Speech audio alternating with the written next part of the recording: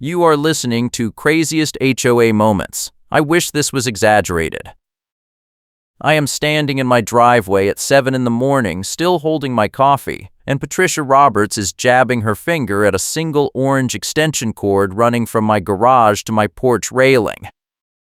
She is screaming that I have violated Section 12 of the Exterior Modifications Policy, that I have 24 hours to remove the unapproved exterior wire, and that failure to comply will result in immediate fines starting at $200 per day.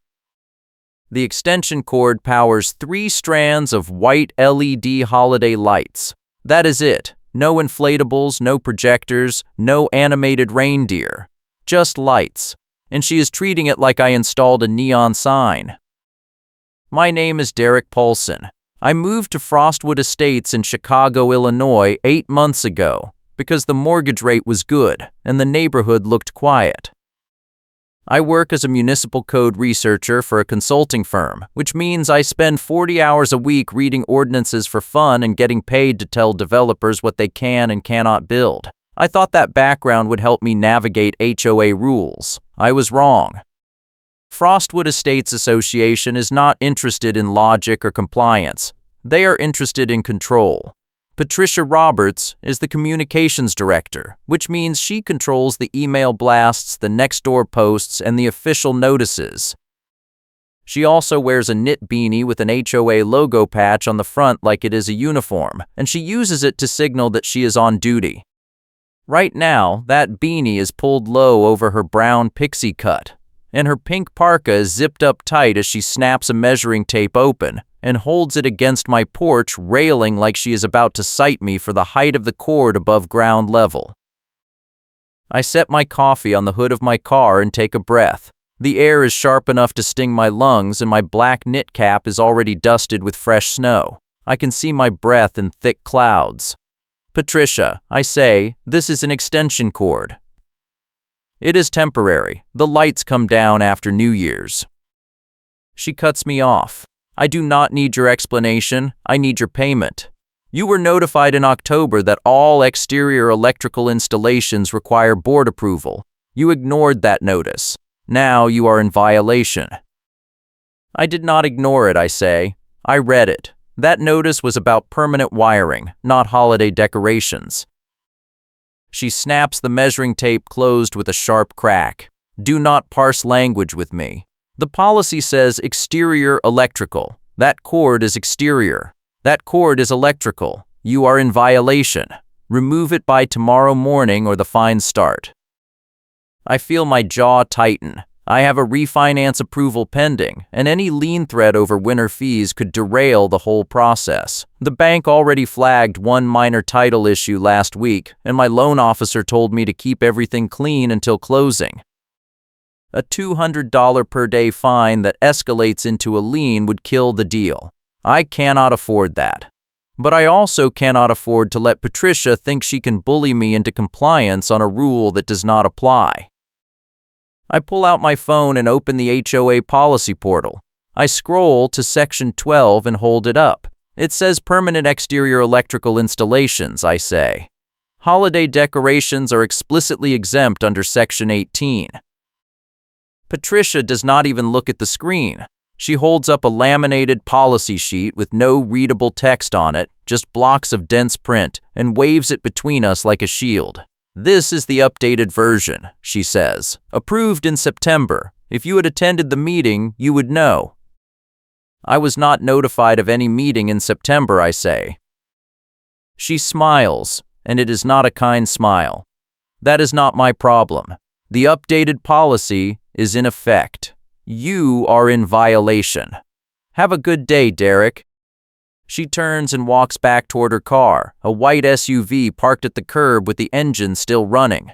I watch her go, and I feel the frustration building in my chest like a pressure valve about to blow. I know this playbook. I have seen it in zoning hearings and code enforcement cases. Patricia is flooding me with process to overwhelm me. She is betting that I will fold rather than fight. She has no idea that reading process documents is literally my job. I go inside and pull up the HOA portal on my laptop. I search the minutes for the September meeting. There is no September meeting. The last board meeting was in August, and the minutes do not mention any policy updates. I searched the email archives. No notice about Section 12. No announcement about holiday decorations. Nothing. Patricia is lying. Or she is working off a draft policy that was never actually approved. Either way, she is enforcing a rule that does not exist. I call the management company.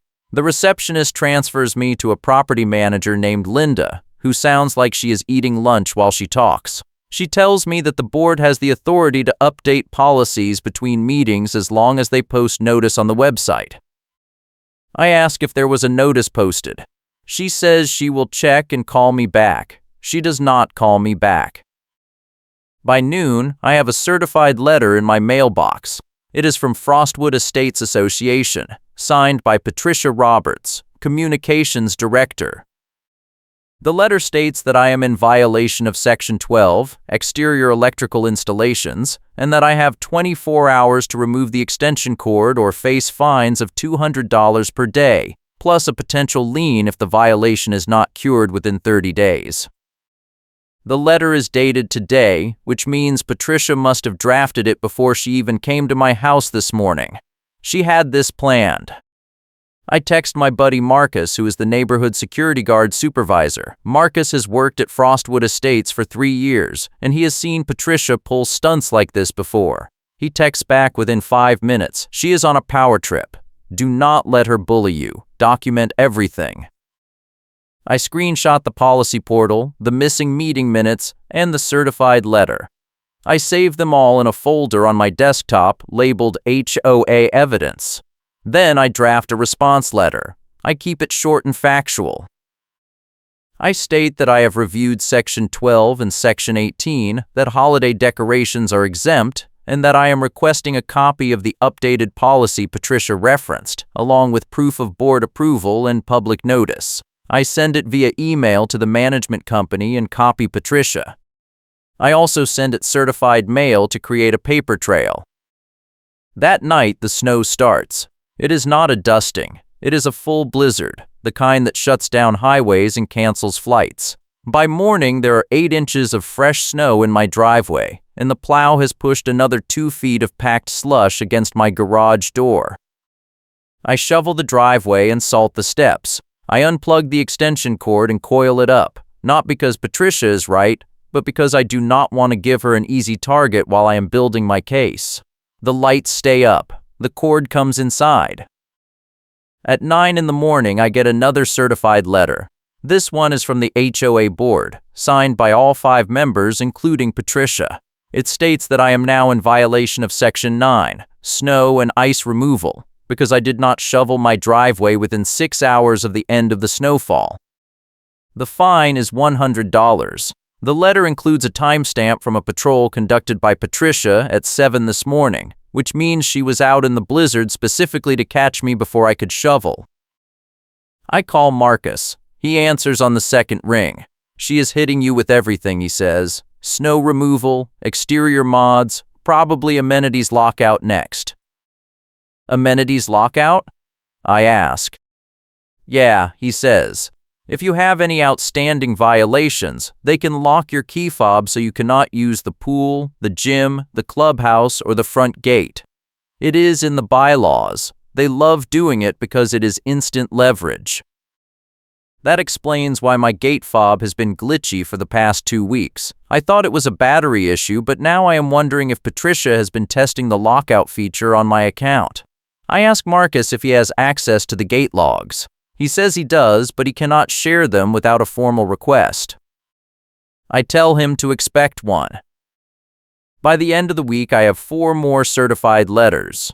One for snow pile placement, because the plow pushed snow onto the sidewalk and I did not move it fast enough. One for a supposed slip hazard, because Patricia claims she saw ice on my front steps even though I salted them twice. One for an unapproved exterior modification, because I put a shovel and a bag of salt on my porch. And one for failure to respond to prior notices, even though I responded to every single letter within 24 hours.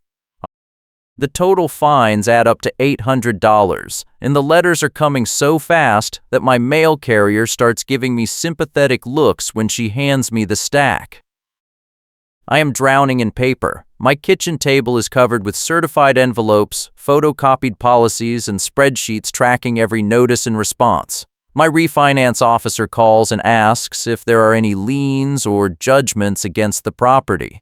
I tell her not yet, but I can hear the concern in her voice. She says to keep her updated. I say I will. Marcus texts me late one night, check your doorbell camera. I pull up the footage and see Patricia walking up my driveway at 11 p.m. carrying a clipboard and a flashlight. She stops at my porch, writes something on a notepad, and sticks a notice on my door. The timestamp says it was posted after the snowfall ended, which means she is backdating her patrol logs to make it look like I was in violation before I shoveled. I save the video and add it to my evidence folder. The next morning, I get a call from the management company. Linda, the property manager, tells me that the board is scheduling an emergency meeting to discuss my violations and that I am required to attend. The meeting is in 3 days. I ask if I can bring a lawyer. She says I can, but it is not recommended because it makes the board defensive. I tell her I will be there. I spend the next 2 days preparing. I print every email, every policy document, every certified letter, and every response I sent. I organize them in a tabbed binder with sections for each violation category. I also request the gate access logs from Marcus. He sends me a spreadsheet showing that my fob has failed to open the gate 17 times in the past month, and every single failure is logged under an admin override tied to Patricia's account. That is my trump card. I do not plan to show it right away. I let the meeting move on, because my move is not a speech, it is a document. The morning of the meeting, the weather turns brutal. Whiteout bursts drop visibility to 0 every few minutes, and the roads are a mess of black ice and snowdrifts. I drive to the clubhouse slowly, gripping the wheel with both hands. The clubhouse is a low brick building at the edge of the neighborhood, and the parking lot is half empty because most people are staying home. I park near the entrance and grab my binder. My car key fob is clenched in my other fist. I can feel my pulse in my throat. Inside, the board is seated at a long table in the front of the room. Patricia is in the middle, wearing her pink parka and blue knit beanie, even though the room is heated. The other 4 board members look uncomfortable. One of them, an older man named Tom, avoids eye contact. The president, a woman named Angela, shuffles papers and clears her throat. There are maybe 10 other residents in the audience, most of them looking like they would rather be anywhere else. Angela calls the meeting to order and reads a prepared statement. She says that the board has received multiple reports of violations at my property, and that the purpose of this meeting is to review the evidence and determine next steps. She asks Patricia to present the case. Patricia stands up and walks to a whiteboard. She has printed photos of my house, my driveway, my porch, and my extension cord. She tapes them to the board one by one, narrating each image like a prosecutor. Unapproved exterior electrical installation. Failure to remove snow within the required time frame. Snow pile obstruction. Ice hazard. Unapproved storage of maintenance equipment. She lists the fines, the dates, and the policy sections. Her voice is calm and measured, and she never looks at me.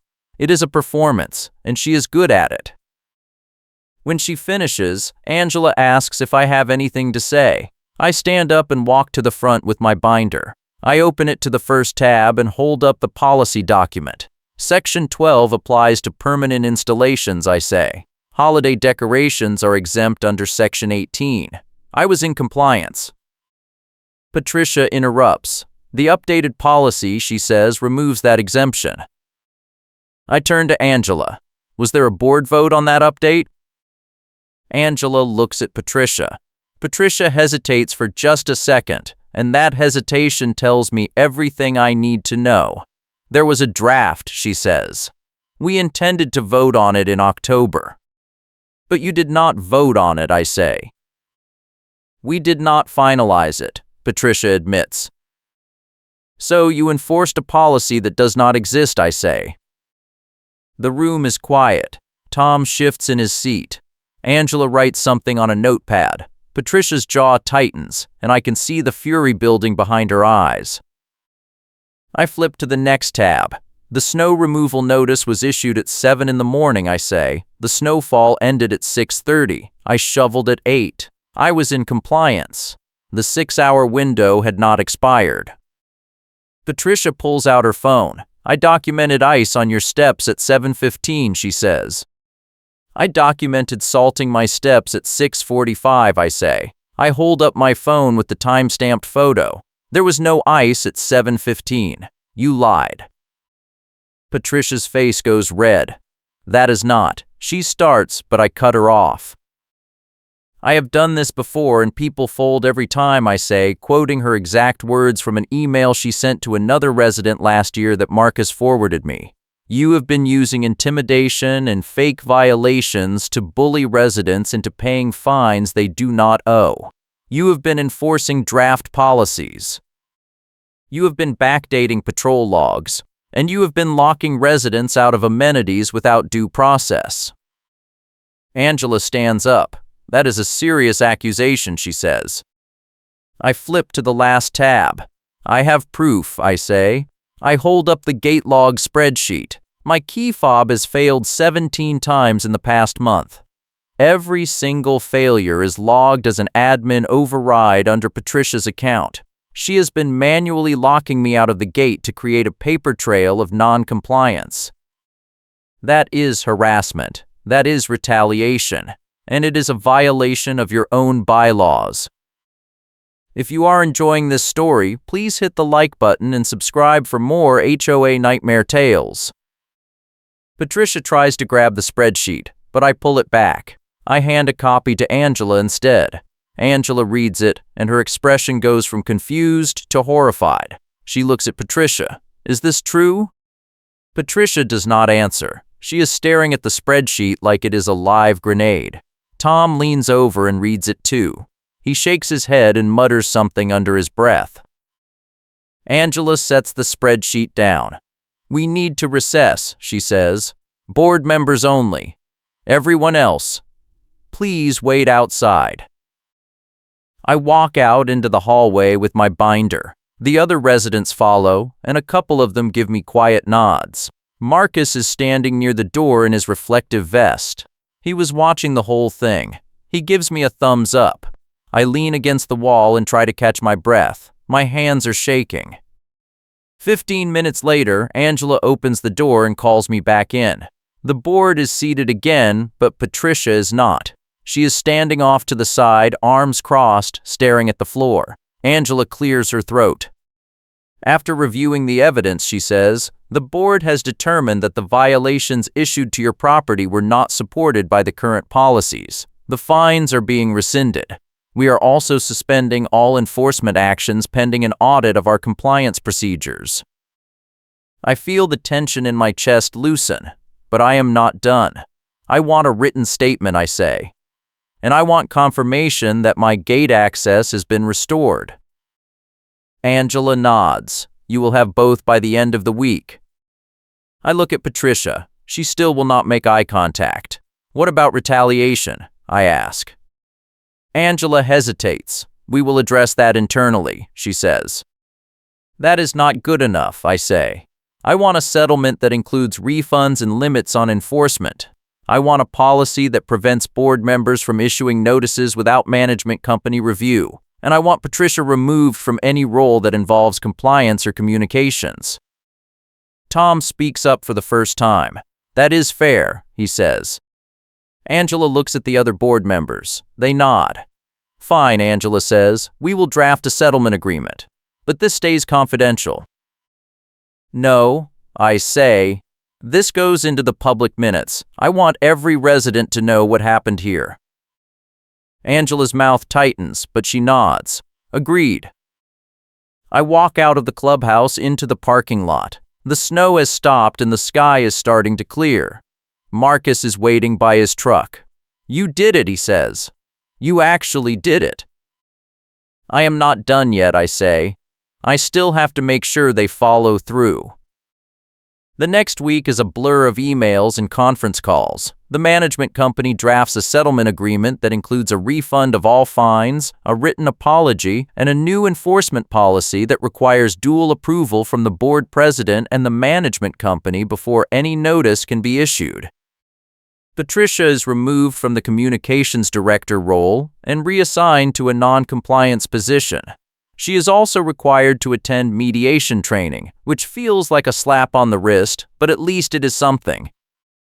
The settlement is finalized on a Friday afternoon. I sign the paperwork and send it back via email. That night, I get a message from Angela.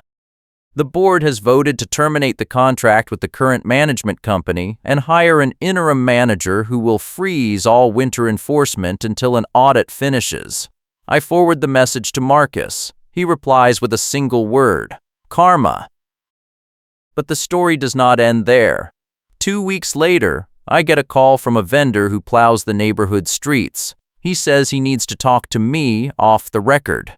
We meet at a coffee shop near the highway. He tells me that Patricia hired him last month to stage photos of snow violations right after the plow pass, before residents had a chance to shovel. He has timestamps, invoices, and text messages. He says he is coming forward because he feels guilty and because Patricia stopped paying him after the board put her on probation. I take the evidence and add it to my folder. I forward it to Angela with a note. This is why the audit matters. Angela replies within an hour. Thank you. We are expanding the scope. The audit takes 6 weeks. When the report comes out, it is devastating. The auditors find that Patricia issued over 200 notices in the past year, and more than half of them were based on policies that were never approved, patrol logs that were backdated, or violations that did not exist. The total amount of fines collected is over $30,000. The board votes to refund every single dollar and to ban Patricia from holding any HOA position for 5 years. Patricia resigns the next day. She posts a rambling statement on Nextdoor claiming that she was targeted by a coordinated smear campaign. No one believes her. The new interim manager is a woman named Karen, which is ironic, but she is nothing like Patricia. She is calm, professional, and transparent. She holds monthly open forums where residents can ask questions and review enforcement data. She publishes the meeting minutes online within 48 hours. She even creates a public dashboard showing how many notices were issued, how many were upheld, and how many were rescinded. For the first time in years, Frostwood Estates feels like a community instead of a police state. In March, the board holds an election.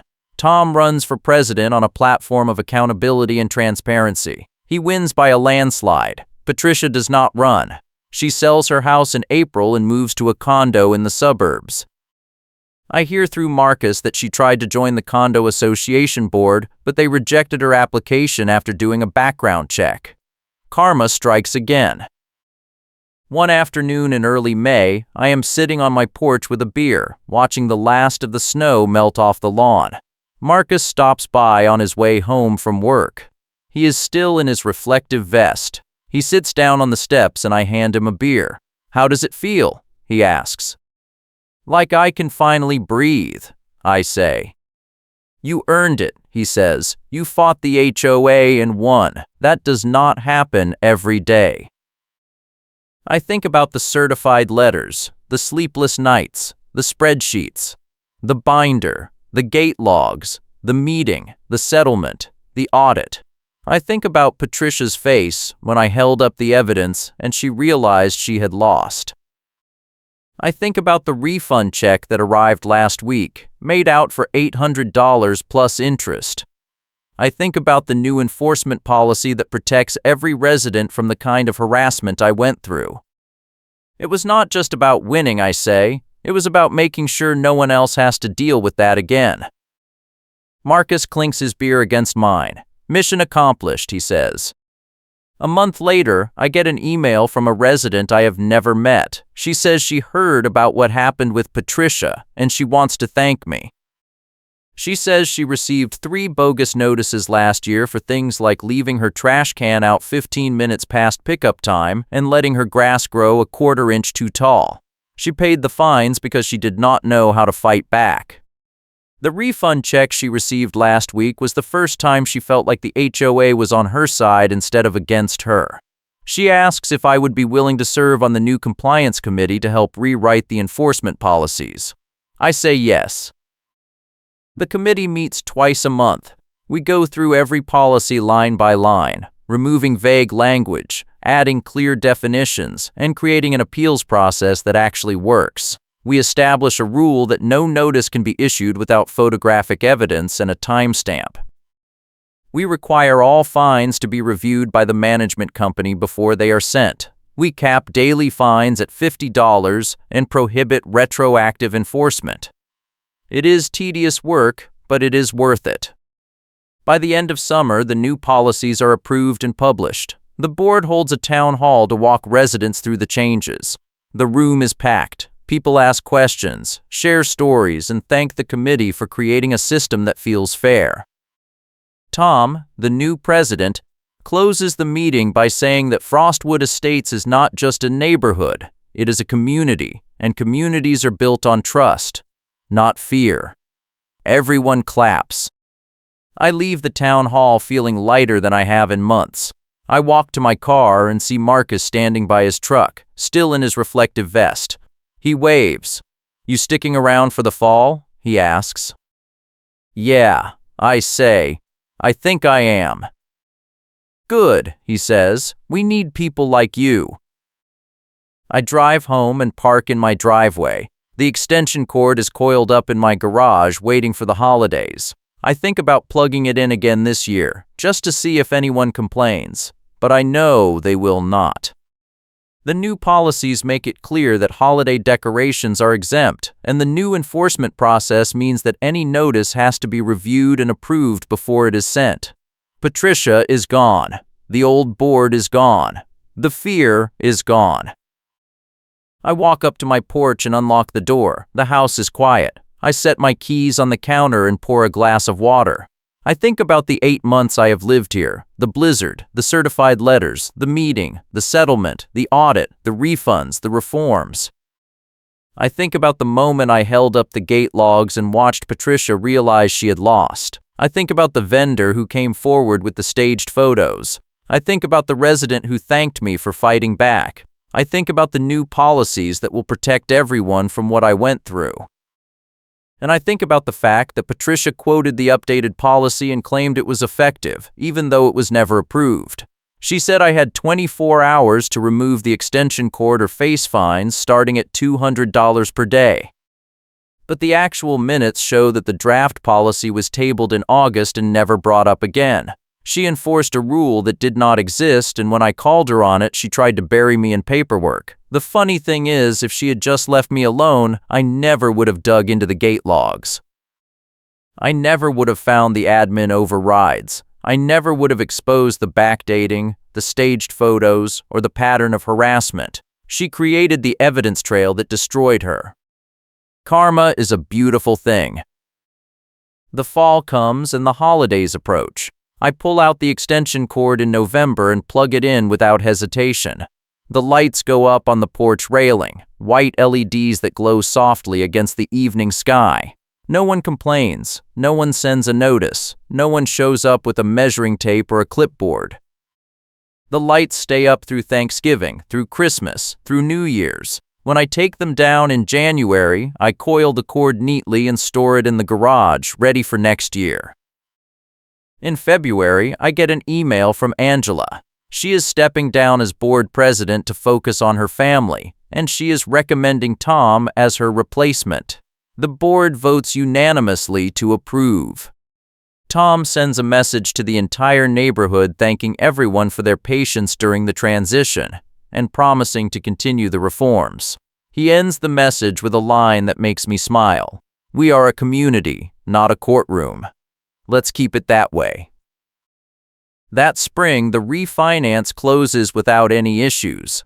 The bank is satisfied with the title, the appraisal comes in clean, and the loan funds on time. I lock in a rate that saves me $300 a month. I use the first payment savings to buy a new snowblower, because I know next winter is coming and I want to be ready. But this time, I am not worried. The policies are clear. The board is fair. The enforcement is transparent. And Patricia is gone. One Saturday in April, I am mowing my lawn when a moving truck pulls up across the street. A young couple gets out and starts unloading boxes. I walk over and introduce myself. They are friendly and excited first-time homebuyers who just closed on the house. They ask what the neighborhood is like. I think about what to say. I think about the blizzard, the certified letters, the meeting, the settlement, the reforms. I think about Patricia in the knit beanie with the HOA logo patch. I think about the gate logs and the staged photos and the tabbed binder that saved me. It is a good neighborhood, I say. The HOA used to be a problem, but it is better now. If you ever get a notice that does not make sense, do not be afraid to fight it. Document everything. Ask for evidence. Read the policies. And do not let anyone bully you into paying a fine you do not owe. The couple nods. Thanks for the heads up, the husband says. I go back to my lawn and finish mowing. The grass is thick and green, and the air smells like cut clover and fresh mulch. The sun is warm on my shoulders. I think about how far things have come in the past year. I think about the work that still needs to be done, the policies that still need refining, the culture that still needs to shift. But I also think about the fact that change is possible, that one person can make a difference. That standing up to a bully, even when it is scary, even when it feels hopeless, can lead to real consequences and real reform. And I think about the fact that the HOA pays the narrator's filing fees to end the fight, because the settlement included reimbursement for all my legal research time, my document preparation, and my certified mailing costs. They cut me a check for $1,200 to cover expenses, and they agreed to pay the attorney fees if I had hired one, which I did not. But the principle mattered. They wanted the fight to end, and they were willing to pay for peace. That is accountability. In May, I attend my first board meeting as a compliance committee member. The meeting is calm and professional. Tom runs through the agenda efficiently. We review the monthly enforcement report, which shows 12 notices issued, 10 upheld, and 2 rescinded after appeals. The numbers feel reasonable. No one is being buried in paper. No one is being targeted. The system is working. At the end of the meeting, Tom asks if there is any new business. A resident stands up and asks about snow removal policies for next winter. She wants to know if the 6-hour window will still apply during blizzards. I raise my hand and suggest that we add a provision for weather emergencies, where the window extends to 12 hours if the snowfall exceeds 6 inches or if visibility drops below a quarter mile. The board discusses it and votes to adopt the change. The resident thanks me. I sit down and realize that this is what good governance looks like. Listening, adapting, solving problems instead of creating them. After the meeting, Marcus catches me in the parking lot. How does it feel to be on the inside? He asks.